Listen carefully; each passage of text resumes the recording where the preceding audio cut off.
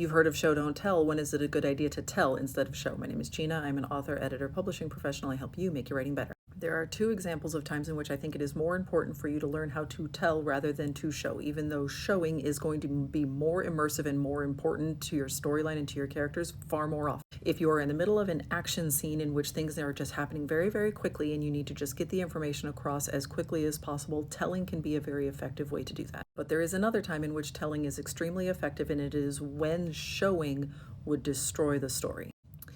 If you have seen Gilmore Girls, you might know the storyline that I am going to be talking about here. And if you have not seen Gilmore Girls, it's okay. I'm going to walk you through the important parts of it. This is Rory. She is 17 years old. She is a straight A student. She is bound for Harvard.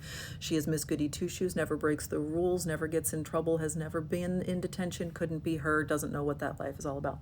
This is Jess Mariano. He is also 17 years old. He has been in detention a lot. He has been in detention and suspended from school and been caught ditching school so often that he is now failing, even though he is brilliantly smart. His mom kicked him out of the house. He has been abandoned by his father. He is struggling. He is going through it. He is in kinship foster care, being cared for by his Uncle Luke. His Uncle Luke, by the way, who is not a parent and doesn't know anything about raising kids, and thought that Jess was going to have jam sticky all over his hands when he arrived, because he doesn't know what a 17-year-old is. So Luke's idea was to say, hey, Jess is failing school and Rory's really good at school. What if Rory tutored Jess? I am going somewhere with this, I promise. Jess and Rory have the hots for each other. They are super into each other. The chemistry on screen, it is tangible, it is palpable. Everybody in the audience can see it too. And this is great. They're both like adorable little cutie patooties. They should smash faces and do whatever it is that people do on TV shows when they like each other, except big problem. Rory has a boyfriend.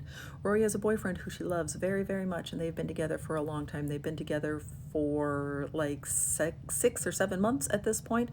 Maybe this has been over a year. Yeah, I think we've passed a year mark at this point. I'm not going to go look it up. And Rory's mom really hates Jess.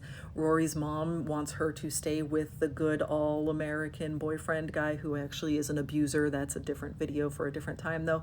But her mom really likes the boyfriend and she really dislikes bad boy Jess. There is another still from that evening in which Jess is driving Rory's car, the car that Rory's boyfriend built for her. This boyfriend is bad news. He's terrible.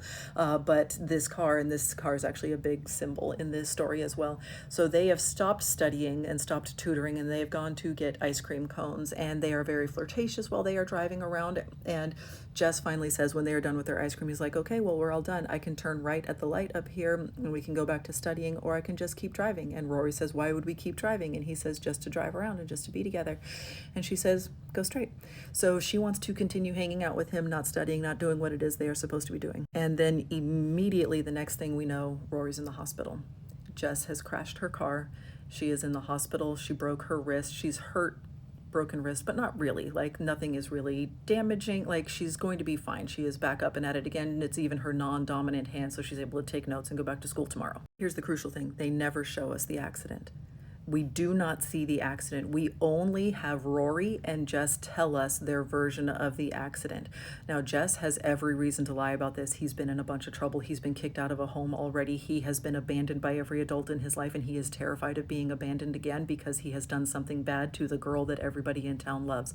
Rory has a vested interest in protecting Jess because she doesn't want him to leave. She wants him to stick around. She also can't really admit that she was doing what she was doing and flirting and driving around, and so she has a vested interest in protecting that night and making it seem like, no, just ice cream. We weren't going to go do anything else. There was nothing else going on. You should trust me, even if you can't trust him, trust me. This changes Rory's relationship with her mother. This changes Rory's relationship with Luke, Jess's uncle who is caring for him. It changes Lorelai and Luke's relationship to each other. They are the really, really close friends to the point where you think that they're going to fall in love really soon. And they scream at each other. They scream and swear at each other, and they storm off and they never speak to each other for months after this. This changes everybody's relationship. This changes the way that Rory and her boyfriend interact with one another. This scene is hugely pivotal. Jess crashed the car that Rory's boyfriend gave to her. He destroyed the first big symbol of their relationship. This is a big deal in this story, and we never see it happen. Instead, they rely on the telling. Afterwards, Rory tells us Jess swerved so that he didn't hit a dog in the street and he crashed into a bench. Jess tells us the same story, but we, as the audience, we are left wondering what the truth is going to be.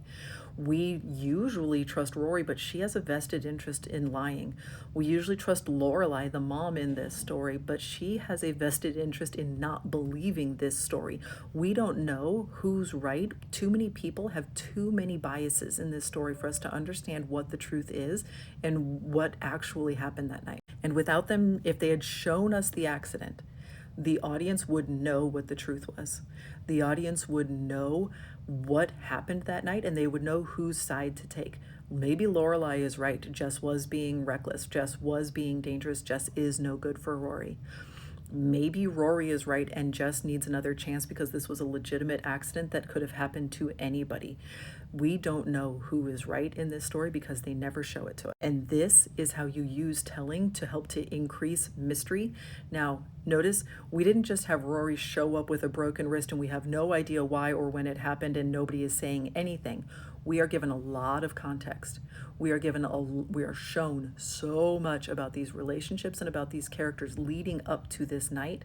And then we are given a lot of detail right up until, I mean, you get the sense that it is like 5 seconds before this accident. You know everything right up until that moment. So we are not pulling way back and being vague about everything and everybody and where was Rory and what was she doing and why was she even with him. We know why she was with him. We know a lot of information, but we were just pulled out at the very last second. So that way we weren't given the one crucial piece of information. This is how you help to develop mystery in your story, by pulling back at the exact right moment, not too soon, but also not showing us the thing that would ruin the mystery.